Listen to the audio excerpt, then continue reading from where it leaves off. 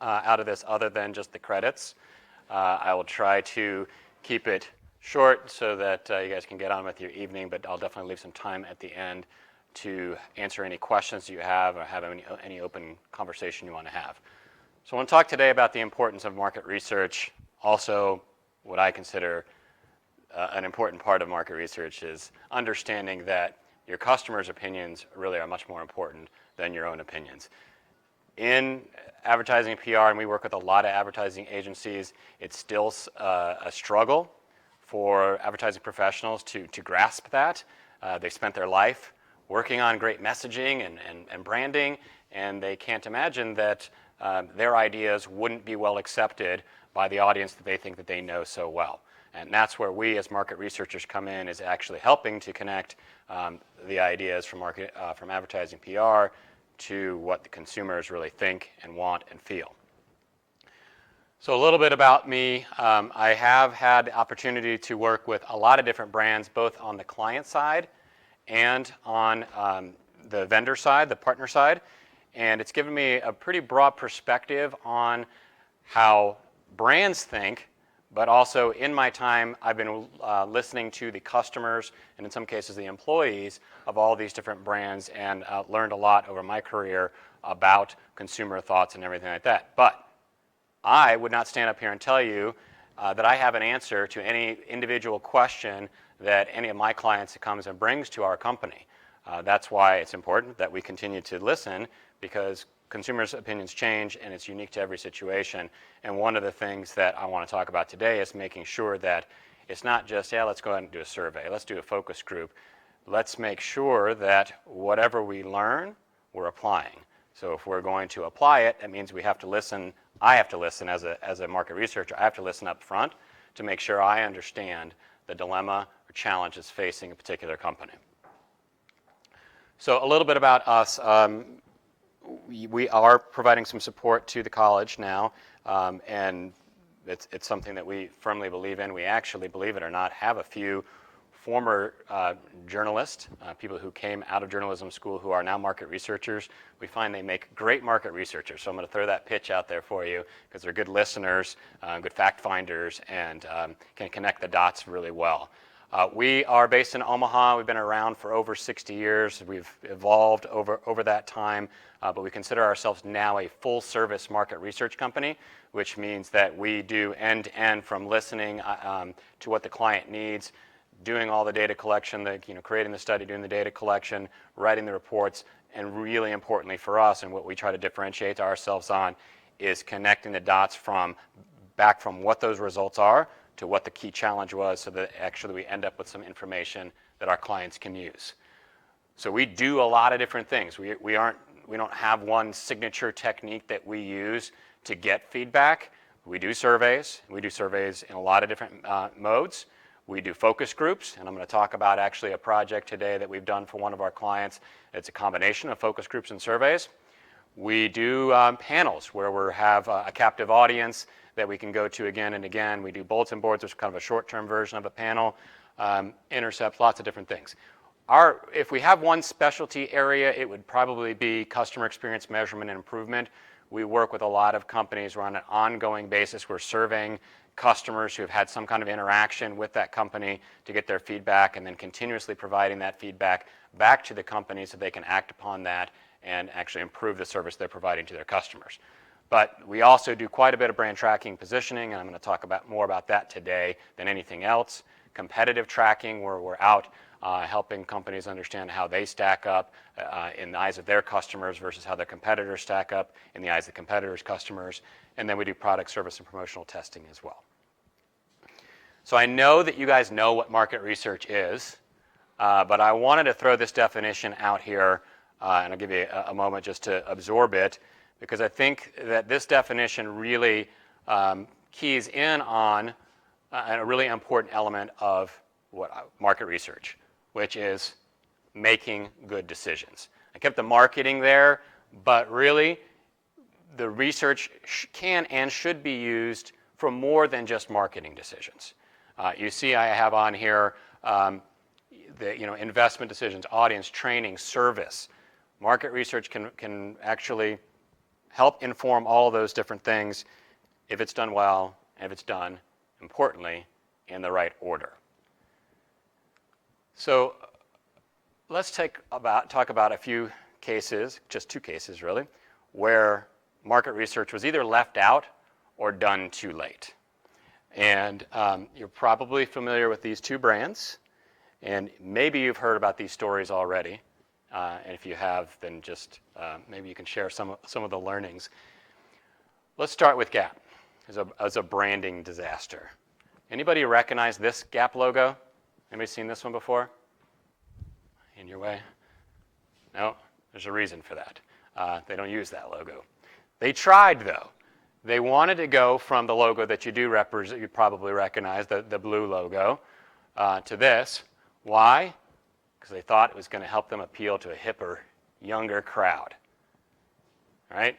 So this was that brilliant idea that I was talking about before, the creative folks, and I don't know whether it was initiated by their agency or whether they initiated themselves, but they had this idea that by changing this logo, this square, and what was in the square and the color of the square, that all of a sudden they were going to really connect better with a different audience, or an audience they were trying to get into. Anybody know this story and know what happened?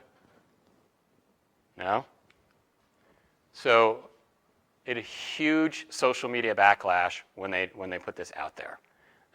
And they actually started to put it into play, and they got just overwhelming negative reaction to it. Why would you change a good thing? It's a recognizable thing. It's something that people are comfortable with. What's the point? Then they tried this thing, create your own Gap logo. So they tried to crowdsource it. And what they got was just a lot of parodies. Instead of actually people trying to help them, they had people making fun of them. And so they invested a lot of time and money in this. They tried the crowdsourcing, and ultimately, it's the same logo today. So the lesson here, if they had just gone out and gotten some feedback, I mean, did they, I'm not sure, I know their sales were lagging, and they still are lagging, but I think that they thought, well, gosh, rather than maybe creating some clothes that people want to wear or a different in-store experience, or asking customers, what's wrong, why aren't you coming into our stores as often as you used to? They just said, well, let's just change the branding. That'll solve everything. They could have easily asked. It would not have been hard. They've got lots of information about who their customers are. And even if they didn't, it's a big enough brand that they could have gone out and easily found current Gap customers, past Gap customers, and gotten all the feedback they needed to understand really what they needed to do to better appeal to that younger, more hip crowd. So again, the business challenge they were trying to solve was here, and they decided without that feedback to go a different way, and it didn't work. All right, anybody here drink Tropicana orange juice? And do you have a particular kind of Tropicana orange juice you drink? Low pulp. And how do you find that in the grocery store? Read the label. Anybody else know the trick with them? It's a specific color. Exactly right. So Tropicana has lots of different varieties. Our family's a low pulp variety as well. Actually, we're a no pulp, not the some pulp. We're the orange on the end. So that's how people find it. You know, it's great. This has been a great thing for them to have all these different varieties. And yeah, you can, without really even having to read the label. If you know your color, you can just quickly go in. If you're not a very observant grocery shopper like me, you can just reach under the shelf and I'm going to grab the orange one. This is what they tried to do. Good, huh? Great. I could just tell by the look on your faces that was not a good idea. So we could have surveyed this room, and we could have said, okay, no, that's a bad idea. But not only did they think it was a good idea, they put it in place. They spent money on the design. They spent money on the manufacturing. They probably spent a lot more money than that to put this thing out here. Why? They thought, well, it's going to be modernized and streamlined. I don't actually know what the real business challenge was here because they are a market leader, so I'm not sure if they were feeling some heat from somebody else, but they thought it would be modernized and streamlined. What do you guys think it is? Confusing? Yeah. Anybody else? Ooh. It's generic. Yeah. So people were confused, and they said this just looks like a generic brand. After the fact is the feedback they got. And people said, how do I find my Tropicana? With that look, where's mine? And you could see the colors are still there, but it's a lot harder to see those colors on this, and you can't be a clueless grocery shopper like me and go in there and easily get this on here. But my opinions, your opinions, shopper opinions, in 2 months, that's all it took, 20% drop in sales.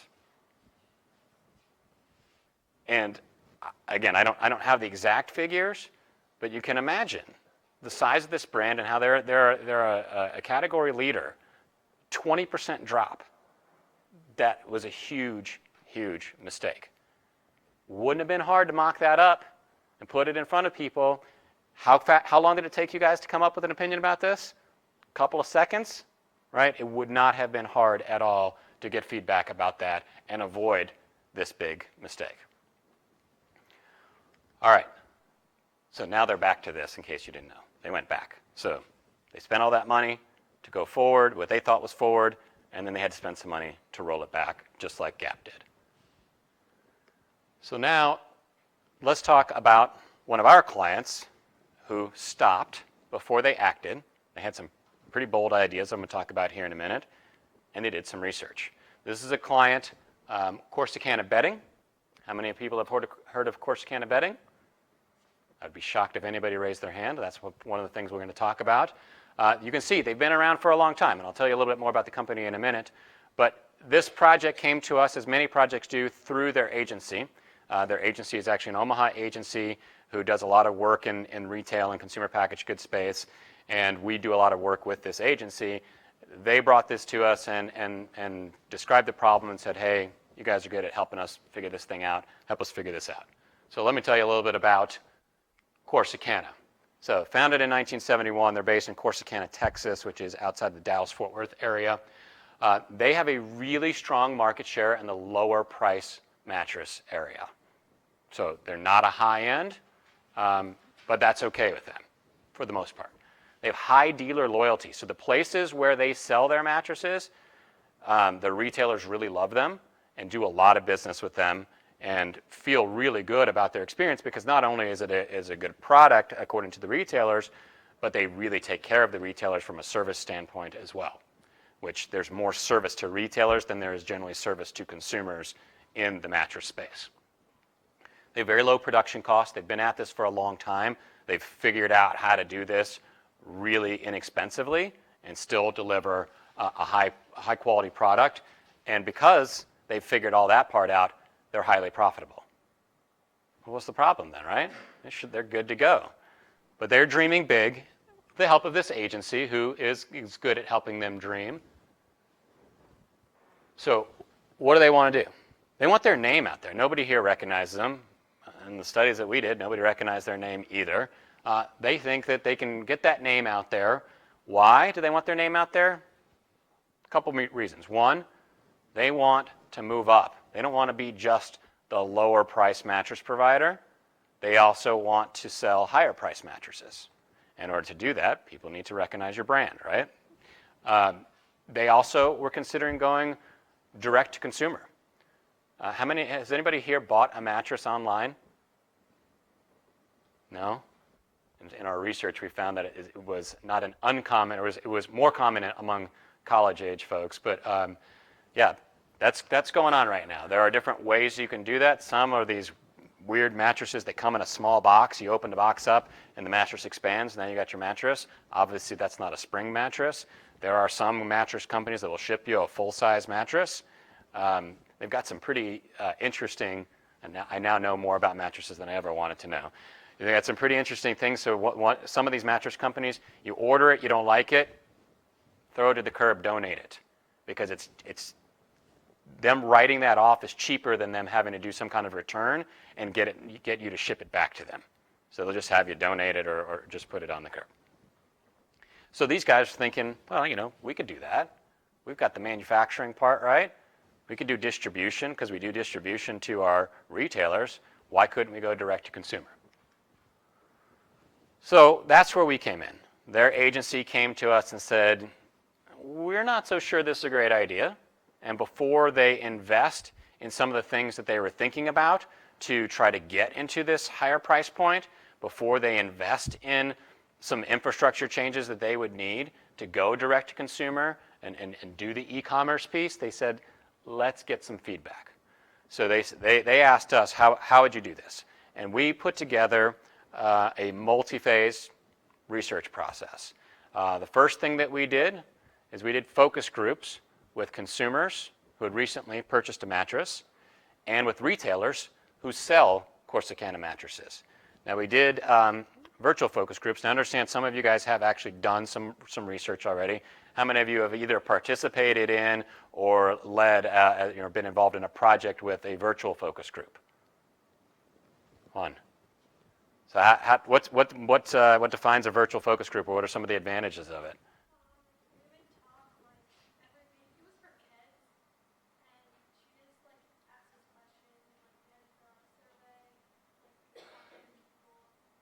But what made it, so what was different about that than a regular focus group?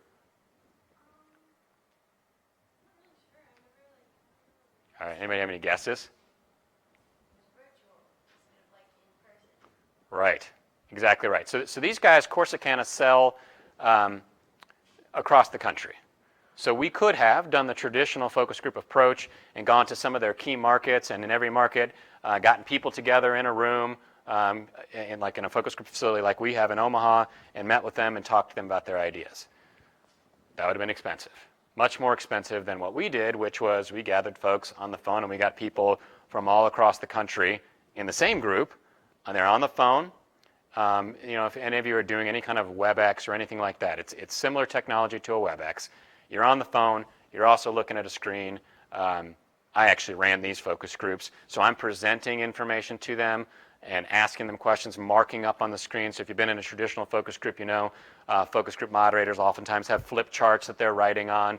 So we have a virtual flip chart, which is really just writing on the screen, tallying things. You can also throw quick polls out there. You can video, things like that. It's pretty cool technology that we're doing more and more of because of the benefits from a geography perspective, but there are other benefits from the virtual approach as well that don't necessarily pertain to this study, but anybody think of other benefits to doing things virtually? It's cheaper, yeah. It's cheaper than when you add in all the travel costs and things like that. It's faster, but so you're not. I mean, think about social media today. Why are people? Go ahead. I was going to say you don't have to get people to commit to come in. They can just do it from their house or wherever. That is absolutely. It makes it easier to recruit. Yes, that's one of the huge ones. Less shy. Why?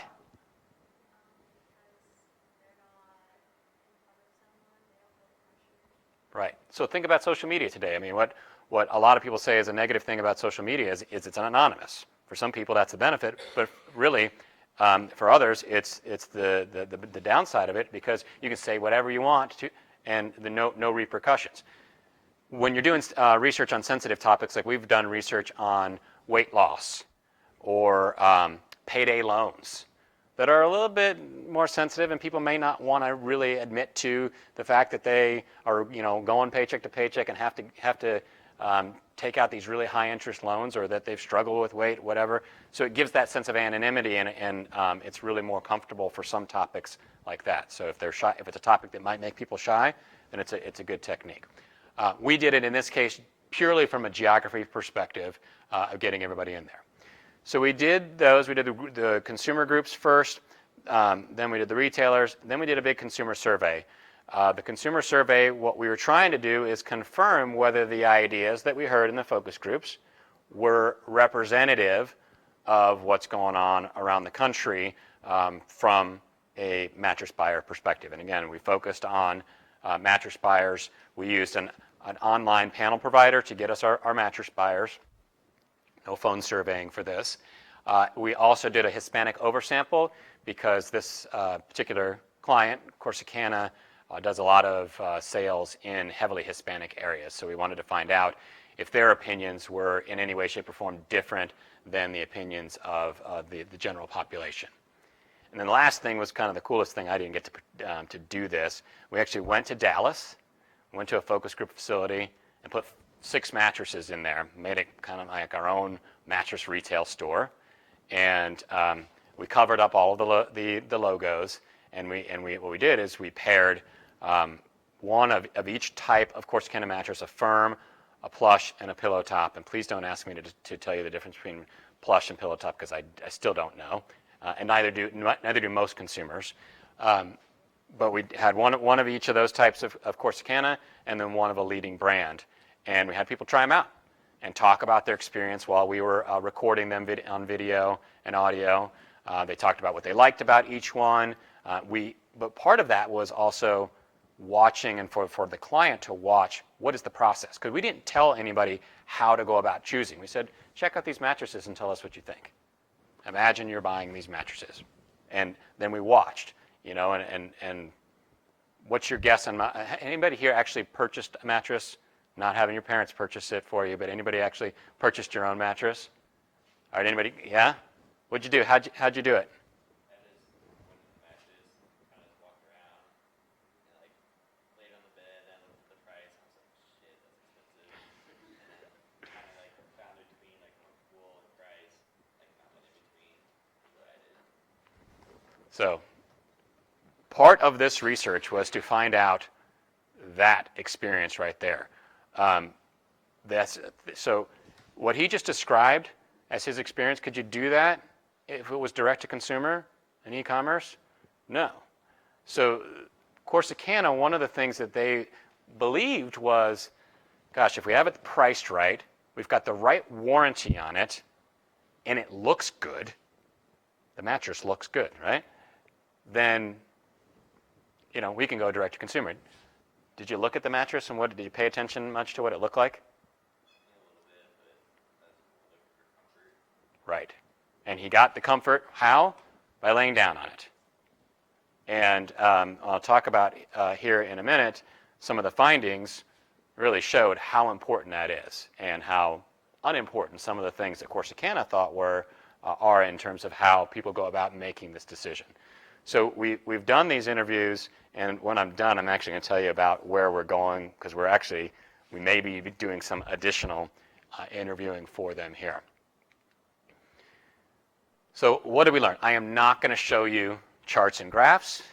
I am not going to read to you a research report, because what I really want to focus on is not only what this client learned, but some of the contradictory findings that they learned. And then the most important thing is how it's changed what they're going to do. So first thing they learned, they have low brand awareness. We saw that in the survey of this room, right? Nobody's ever heard of it. So both from an unaided, hopefully you guys are familiar with these things, so if you just say, name 3 mattress brands that come to mind, that's unaided. And then from an aided, where we said, we actually presented different brand names to them and asked them to say how familiar they were with them, including, I've never heard of this. They had low unaided awareness. Actually, nobody mentioned them by name in the 1,400 surveys that we did, and in any of the focus groups that we did. And then the aided awareness was very low as well, and it was mostly among people who had actually purchased a Corsicana mattress. Anybody know what brand of mattress they are sleeping on today? So the contradictory, and actually for these guys, good thing is that brand really doesn't matter. And most people, because we included this in the survey and in the focus groups, most people couldn't name the brand that they're sleeping on. But I'm going to do a little bit more survey work here. First 3 mattress brands that come to mind. Shout them out. Tempur-Pedic, Serta, Casper, Sleep Number, Spring Air. Anybody else? All right, so you guys don't have great brand recall either. There are a couple of others that have characteristics in common with a few of the ones that you mentioned. They all start with the letter S, which is intentional, sleep, right? Sleep Number, Serta, Simmons is one you guys didn't mention, Sealy, Stearns and Foster. Those are some of the big brands, and they actually, in the mattress industry, call them the big S's because they're the industry leaders. So people can name those brands, but there's so much brand confusion. Some of the brands have lines, and people think that's the brand. Like Simmons has Beauty Rest. You guys heard of Beauty Rest before? A lot of people just say, yeah, I'm on a Beauty Rest. They don't know that's a Simmons product. And when it came down to it, when we did the research and had people rate the relative importance of different factors, not only people not have a lot of brand recognition, it's not really important in how they went about making decision. Did brand factor at all into your decision? Not at all. Our survey of one here. We're going to keep coming back to you. All right, next thing they learned, their logo. You guys saw that logo before. Old, ugly, right? That's the feedback they got in the focus groups, old and ugly. But the old part is actually a benefit to them. So it says, since 1971, when we put that logo side by side with some of the logos they are considering that their agency had come up with, none of the other logos mentioned 1971. So people never heard of this brand. And yeah, so it's got a great logo, but they still don't know what this brand is. And the feedback in the focus groups, in all the focus groups that we did, said, that's a really important thing, that longevity. Well, yeah, I've never heard of it, but if they've been around since 1971, they must be good, right? They're making a product that lasts. So that was important and will fuel some of their decisions going forward. So I told you they were focused on how the mattress looks. And the agency played along with them on this, and came up with some really, I'm going to say, and I'm not a design person, I'll just tell you right now, but just looking at some of these designs, they were horrible. Really loud, some floral prints that some people said look like my grandma's couch. Some other things they thought were really trendy, and we asked people, well, what do you think? Does design matter? People care. What do you think the most common response was about that? No, and why not? It's covered with a sheet. Right. What does it matter what it looks like? You're never going to see it. This is where actually the retailer feedback was interesting, because they said that it's more important than the consumers did. And some of the consumers actually did, in some of the groups, make this point, is that the design has to look modern. It has to look updated. Otherwise, the mattress looks old, it looks outdated, it looks like you're not going to have whatever the latest, greatest technology is inside of it. And trust me, there's really not that much latest, greatest technology. It's a very stable industry in terms of technology.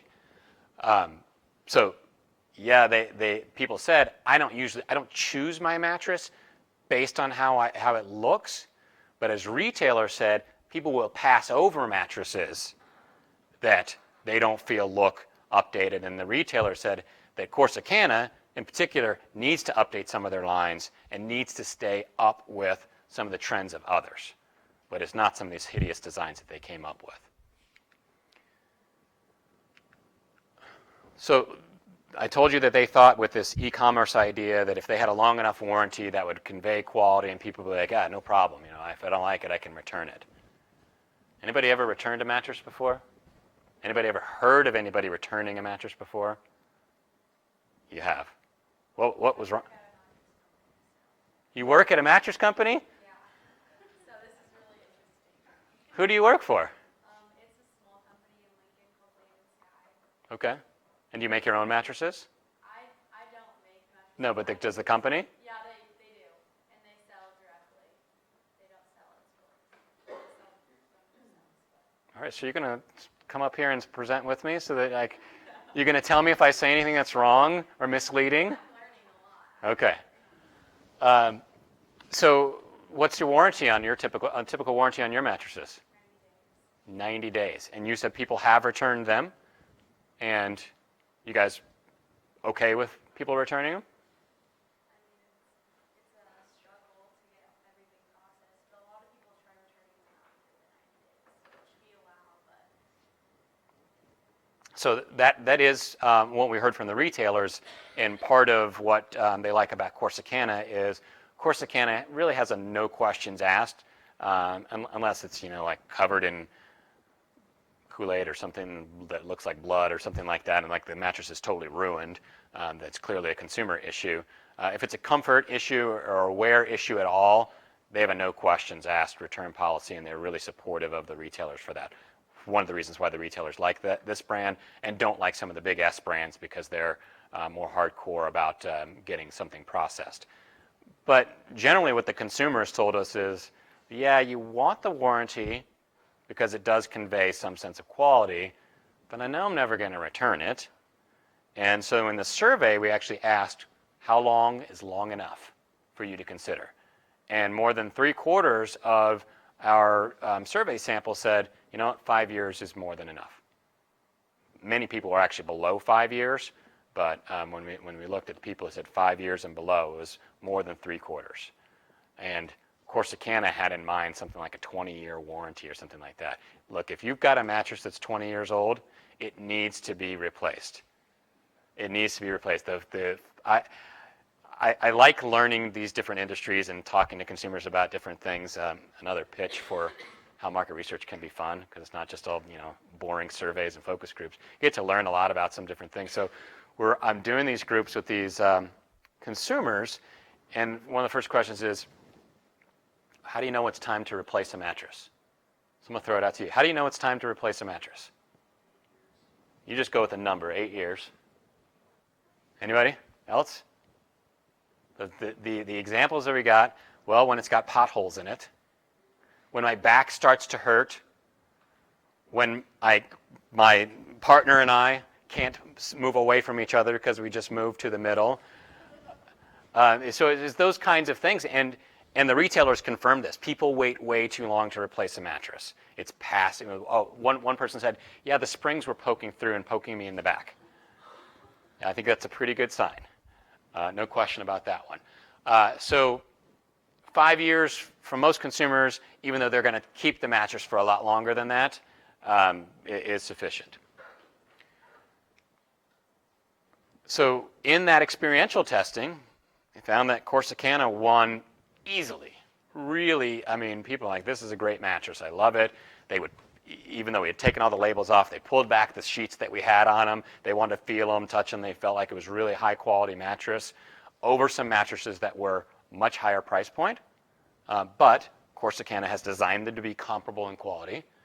And the preference, again, goes back to experiencing that mattress. If the people weren't in the room with that mattress, touching it, feeling it, laying down on it, are they going to buy some testimonial or something like that it, trust us, it's good.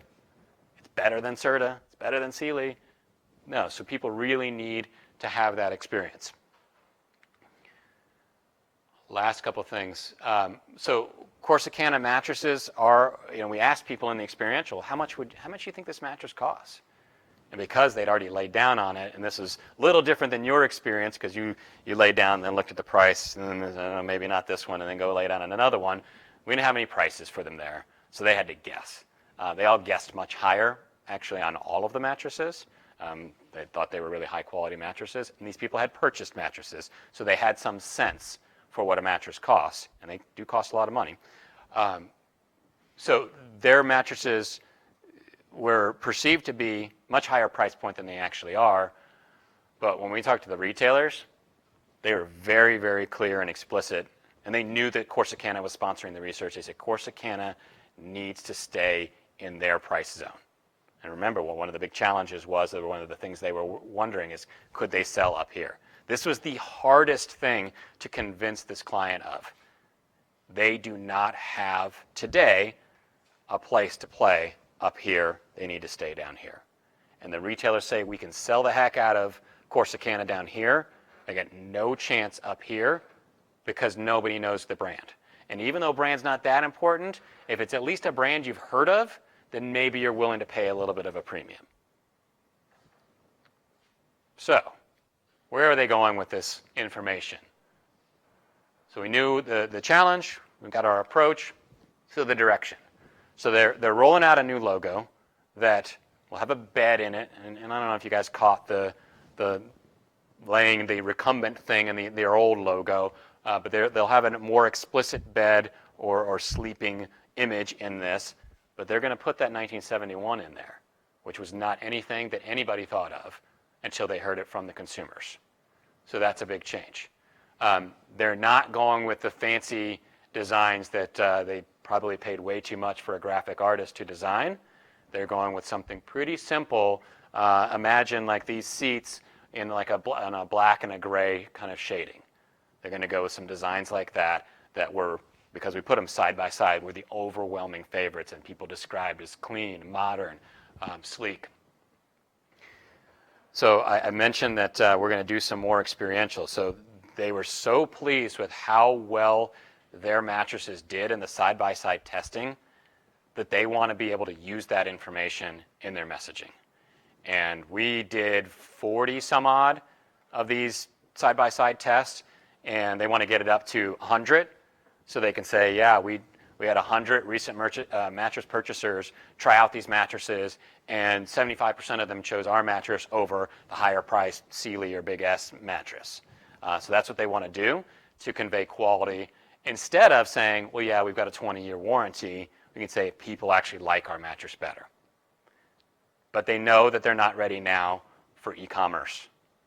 They know now in the research how important that experience is. And the number one thing that people said about how they make a mattress decision was how the mattress feels.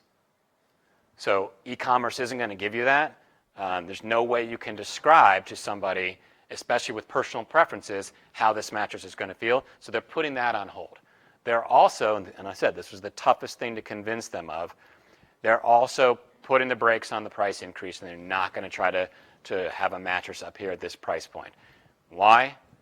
Because people still don't know their brand. And now, if they do some of these other things successfully, they get the logo out there, they get some of the messaging out there, and do some different things from an advertising and PR perspective, then maybe they can start to build up some brand equity, and maybe they can start to get into and play into that higher price point category.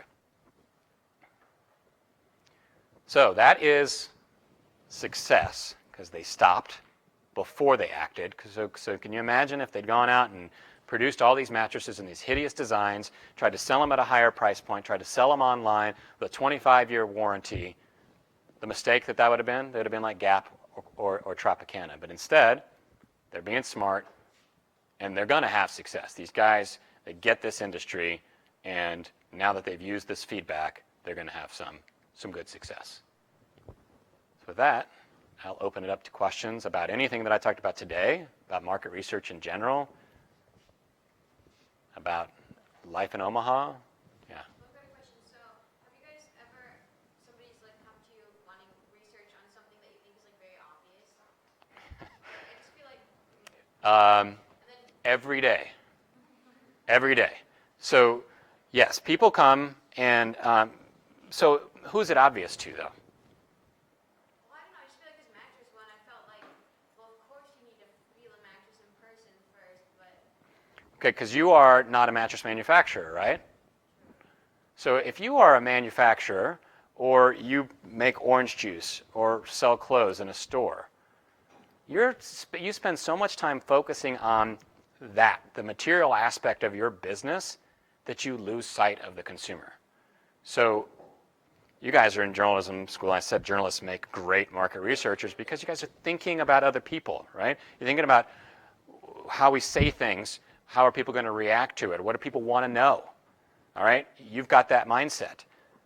These people that we deal with, and even the agency folks, they get so wrapped up in beautiful colors and images and words that they just really, I was going to show you another example of a tagline matching exercise that we did with a bank. And you know, this agency is really proud of the tagline. People can't match it to the bank because it's a tagline, right? So people get so wrapped up that they put blinders on, and so what's obvious to you In this example, what was obvious to us, and a lot of the stuff because we listen to consumers all the time, isn't as obvious to them. And even if it is, so this is a case where this agency that we work with, they're really good, smart people, and they were not the ones going out and creating those beautiful logos just of their own accord. They were letting the client lead them in that direction. But they're smart enough to come to us and say, we need some help proving some points to the client. So that's the other thing is, while it might be obvious, and you actually might periodically have a client contact who gets what you get, but they need proof. They need help proving that. Recent one, I'll tell you, there's a group of individuals in Omaha who are considering bringing IndyCar racing to the streets of downtown Omaha. Anybody here going to pony up maybe $75 a ticket to go watch that? Right, so the guy that brought us this is a guy who's actually very actively involved in economic development in Omaha, has brought a lot of things to town that have been beneficial, that have been well attended, and he's like, just seems like a bad idea. But he said, I need proof. So he came to us and says, can you help me? So that happens a lot. Other questions? Yes? How long did this take to start? Well, as I said, we may not be finished yet, but we start, so I'll talk, because this was a multi-phase one, so this one's a little bit more challenging. So normally, a focus group project, say we're doing 2 to 4 focus groups, from the time that we get the go-ahead from the client and we start listening to them and really understanding their issues till the time we're feeding back results to them is usually 5 or 6 weeks. Same on a survey. Some surveys go a lot faster, some go slower, some clients are really slow. So when you say, hey, we're going to do this research, and let's say we're doing focus groups, and they say, well, yeah, we might think we're going to do Omaha, Chicago, Denver, and then they say, no, let's add LA, let's add Boston. Some clients really slow you down. We always give an estimate of 5 to 6 weeks on a project. This whole thing was about a 12-week project. And in this case, we actually had to work backwards because they had some deadlines for manufacturing the new designs and getting them to the retailers. So they gave us that date, and we worked backwards, and we can compress things when we need to. In the back.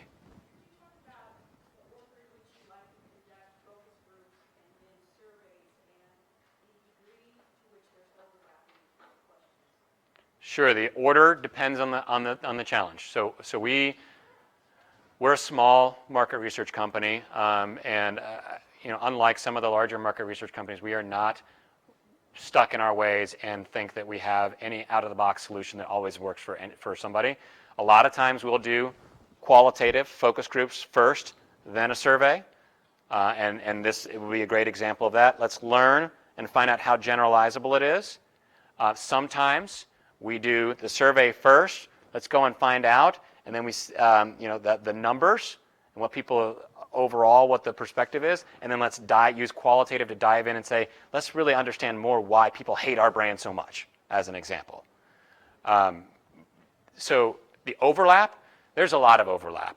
We do qualitative research in our surveys a lot because we'll use open-ended comments. There's only so far you can go in those because the benefit of a focus group is that you can probe. So if somebody says, well, I don't really like this design, what's the very next question that a market researcher asks? Why not? Tell me more. Help me understand that. So we can overlap them. Sometimes it's just really obvious you've got a problem that only needs one of them. A good example of that would be testing advertisement, where you want to show some videos and you want to get some immediate feedback on that. You can do surveys. You can present videos online in surveys, and we do that sometimes, but you can do that in a focus group. Sometimes a survey is all you need as well. This Omaha IndyCar thing, we can do that. We'll knock that out in a quick survey and be able to tell them exactly what you guys think about that, but give them the proof points. Did I answer all of your questions? Okay. Yes? Talk about the transition from data you collected to insights and strategies. A lot of students here, were collecting data this semester, they're in trench of analyzing it and analyzing about how to develop a strategy. Can you talk about the leap from data to strategy? Yeah, so in our minds, the leap is smaller if you do your work up front. So if a client comes to you and says, I want to do a survey, and you say, okay, I'm going to design a survey for you, you're going to have a problem. Your leap is going to be bigger at the end. If a client comes to you and says, I have a survey, and you ask, I want to do a survey, you say, why? And they tell you, and you say, why? And you keep asking the why, and really try to understand the business problem behind what they want to do. Then that, when you get to the end, when you've got all these great results, then you can go back to that and say, okay, now first of all, you're going to design a better study because you're going to get at the real questions. I've seen, our company certainly makes the mistake sometimes if we don't do a good enough job up front, where you get to the end of the research and the client's disappointed because it didn't answer the questions they really were wanting to answer. And that's a fatal mistake from a market researcher's perspective. So you've got to do that up front, understanding. You do that, and you really understand what they're trying to do, and you try to learn a little bit about their business. Like I said, I know more about mattresses now than I ever thought I would know. And from the client's perspective, that's a good thing. I don't know if it's a good thing from my perspective or not, but from the client's perspective, that's a good thing. So at the end, then you can say, all right, now let's see what we've got. And another mistake that market researchers often do is just say, here's some data. We're going to cut the data as many ways as we can. Every demographic group that we have in our survey, we're going to cut it that way. But if demographics isn't in any way, shape, or form related to what you're doing, so we looked at some demographics on this mattress survey as an example, but it's not like they said, yeah, we want to do e-commerce to women of $75,000 household income or lower who live on the East Coast. They didn't say that. They've got a broad strategy. They sell to lots of people. They did have that one Hispanic group, so we did that cut, and that's the only one we really reported on. So how you cut the data also can help you make that inferential leap appropriately. The more ways you cut it doesn't make it any easier. It actually makes it harder. So if you cut the data and the right ways, then you'll be answering the real questions, and then you've got to put yourself out there a little bit. So, sorry, what was your name here in front? Rachel was asking, well, aren't some of these things obvious? Yes, sometimes they're obvious. Not only is obvious what the consumer's going to say, but you got to trust yourself and recognize that sometimes it's obvious what the client should do. And no, you don't run their business. And no, they might know more about their business than you do. Well, they definitely do that. They don't know that. But put yourself out there and make a recommendation. Again, if you've listened well on the front end, make them a recommendation and say, you know what? You got to get 1971 in the logo. Right? That wasn't a hard one for us to do in this case. But really put yourself out there and make a recommendation. Because if you don't make recommendations, you write a research report, that has no recommendations that tie back to the actual business challenge, what do you think is going to happen to that research? Nothing. It's going to sit on a shelf and collect dust. And that's horrible. It's a waste. Then it's less expensive, but still a big mistake similar to what Gap and Tropicana did. If they don't look at the research, they just wasted their money and time on that. So do you think that, did I get it close enough to what you're looking for? Okay. Yeah. What percent of the time when you get a client and go through everything, do they not take your advice? Not as often as it's an obvious answer. It really depends. Sometimes you just deal with these strong personalities. Chief marketing officers are the worst. So if you guys if any of you aspire to be a chief marketing officer of a company, big or small, be open-minded. Listen to the data. Recognize that the consumer, remember the customer's opinion matters more than your opinion. We get in some situations where they've already committed, and the only reason they're doing the market research is because somebody told them they have to.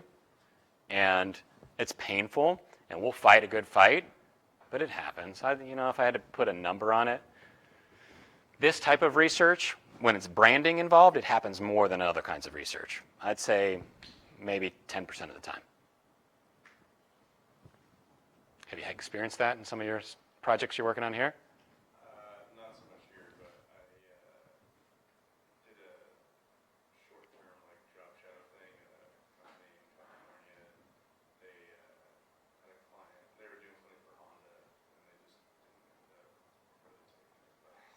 Kind of sucks when that happens, but it does happen. And the only thing you can do is, like I was saying before, if you do your job well and listening and making sure that it really is relevant research, and they still choose not to do it, then at least you can rest easy and say, you know what, it was pretty clear. It was good research, solid research. We understood their problem. We gave them the feedback. If they choose not to use it, then that's their mistake. Other questions? Nothing else? If you guys have any questions later on, my email address. Yes, I still use email in the workplace. It's still a pretty common thing. Please reach out to me and ask me any questions you have. Interested in internships or anything like that. Yeah, market research can be fun. There are days that it's boring. Some stuff's boring, but it can be really interesting. I like to tell a story. So I came from a market research company in Kansas City where a lot of those brands that you saw there, the restaurant retail brands, that was our specialty area, doing receipt-driven surveys. So if you go to a Starbucks and you get on the receipt, it says, go to this website, that was our company. So I was really focused there, and I really liked it. It was some really cool brands. With my first 6 months of working for the MSR group, I got to work on projects across, I think it was a dozen different industries. So, and I'm constantly adding new industries all the time. And again, if you're a curious person and you like learning about different things, it's a really interesting career and an opportunity to learn about a lot of different types of businesses. Look at that, I started late and I still got you out of here on time. And you get credit, and hopefully you learned something. Thanks for your time, guys. We